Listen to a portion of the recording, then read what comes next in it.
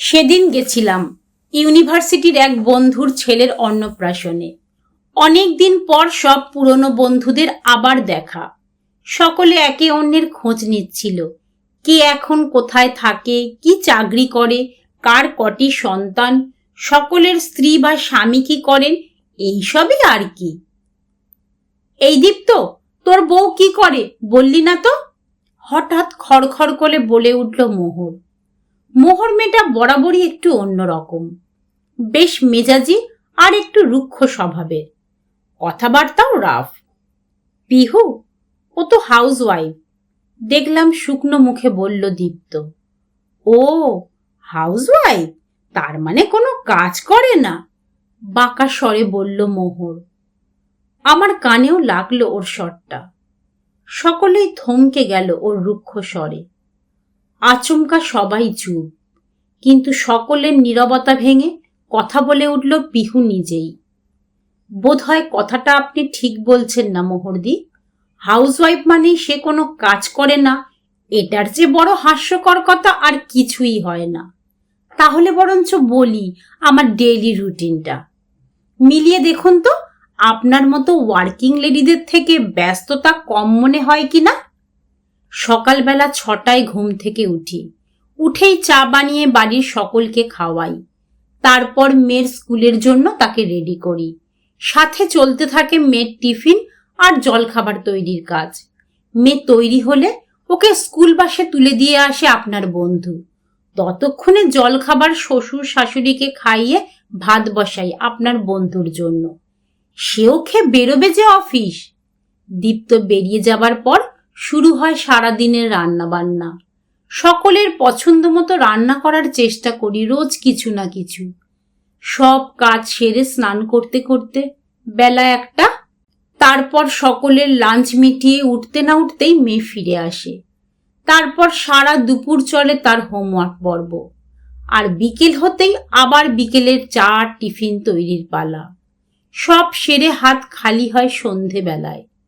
দীপ্ত ফেরার পর সন্ধেটা আমার অবসর, আপনাদের মতোই। আপনারা যেমন সারা দিনের অফিস সেরে তারপর অবসর যাপন করেন, আমিও তাই করি সারা দিনের সব কাজ সারার পর। এরপরও কি মনে হচ্ছে আপনার আমি কোনো কাজ করি না? পিহু চোখ রাখলো মোহরের চোখে। না মানে আসলে। মোহর একটু থতমত খেয়ে গেছে। হাউসওয়াইফ মানেই সে সারাদিন বসে থাকে, হাউসওয়াইফ মানেই তার কোনো কাজ থাকে না, এই ধারণাগুলো বড্ড বোকা বোকা হয়ে গেছে মোহরদি, তাই না? বরঞ্চ আমাদের মতো হাউসওয়াইফরা আছি বলেই অনেক সংসার নির্বিঘ্নে চলে প্রতিদিন।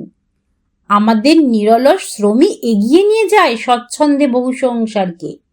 তাই চাকরি করা মহিলাদের থেকে আমাদের অবদান কিছু কম না। একদম ঠিক বলেছ পিহু।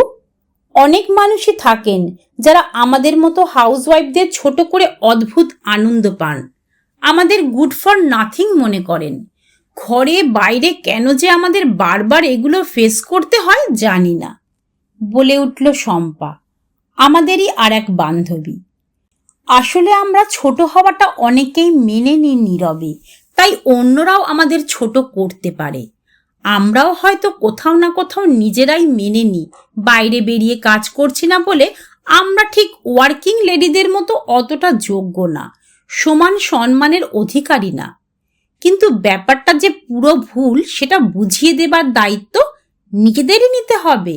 যারা বাইরে কাজ করেন তারাও যেমন ঘরের কাজ দরকার হলেই করতে পারেন এবং করেনও, তেমনি যারা অন্দরমহল সামলান তারা চাকরি করা মেয়েদের থেকে কোনো অংশে কম না, সেটা নিজেদেরই বারবার বুঝিয়ে দিতে হবে কেউ না বুঝতে চাইলে। আমাদের মাস মাইনেটা টাকার অঙ্কে আসে না, আসে বাড়ির মানুষদের ভালো থাকায়। এটা অনেকেই বোঝেন না, কিন্তু যারা বোঝেন না তাদের তো আমাদেরই বোঝাতে হবে, তাই না? শুধু শুধু কেউ ছোট করতে চাইলেই ছোট হব কেন আমরা? দেখলাম মোহর থমকে গেছে পিহুর দীপ্ততা দেখে। আমিও অবাক হয়ে দেখছিলাম পিহুকে। সত্যি অনেকটা আলাদা ও।